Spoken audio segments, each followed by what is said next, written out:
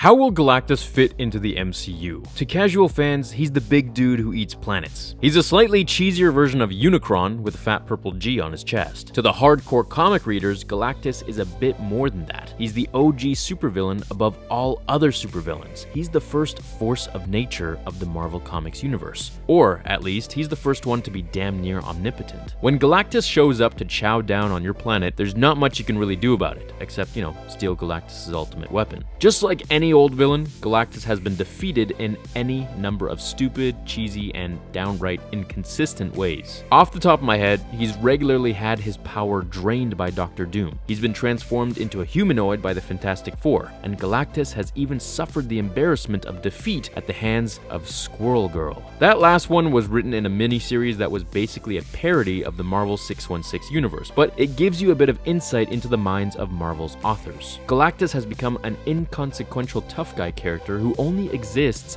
to lose to others. It's the Worf effect in action, and it's not unique to Galactus. Almost all of Marvel's cast of super powerful cosmic entities have lost innumerable battles to characters who are far below their leagues. Thanos, Ego the Living Planet, Dormammu, Mephisto, and about a few dozen more galaxy-level threats have tasted defeat at the hands of street-level characters like Spider-Man, Squirrel Girl, and even Rick Jones. But beneath every bizarre Worfified story that Galactus has had to suffer, there's a sliver of the big guy's original thematic thread in the Marvel Universe. He is the big bad above all big other bads. He exists not to service man versus man tales, but as the dispassionate, brutal force of nature in, well, you might have guessed it, stories with man versus nature as their central theme. Galactus is planetary extinction personified as a giant purple space god. So how can we get this guy into the MCU? Well, first things first, treat Galactus as a force of nature. Now, don't get me wrong, I don't want to see a giant space cloud noshing on planets around the universe. We saw that in Fantastic Four, Rise of the Silver Surfer, and there's a reason that the internet justifiably ridicules that flick.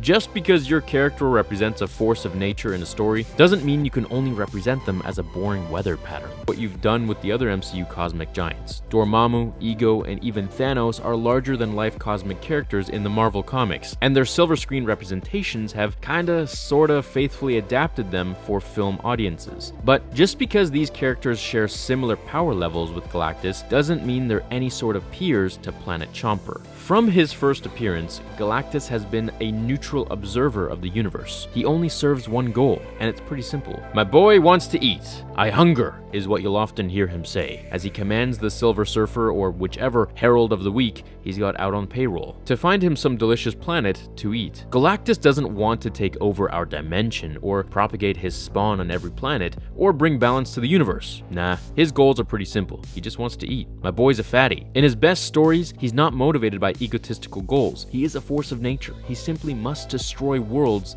to live. If he doesn't, he'll die. Finally, since Galactus is a force of nature, let's not dwell on his motivations, which means, can we leave pathos at the door? I know, Galen's story of transformation into the destroyer of worlds is a pretty interesting tale, but I don't really want to see it on the big screen. Galactus should play out like Jaws. He's cool, he's scary, and you really don't need to hear him talk that much. Save that for his heralds. If Kevin Feige and crew can hit these 3 points, then they'll create some major magic with Galactus. What do you guys think? Let me know down below. Guys, I want to thank Steve. He is the one who wrote this script for me. He is a master of everything to do with Marvel and the MCU, so I want to shout him out, and I want to ask you guys, if you're still here, would you be interested in having him voice some videos as well? He has a nice voice as well, so just let me know. I would love to, bring more people on to Marvel Theory. I think it would be fun and expand the YouTube CU or whatever.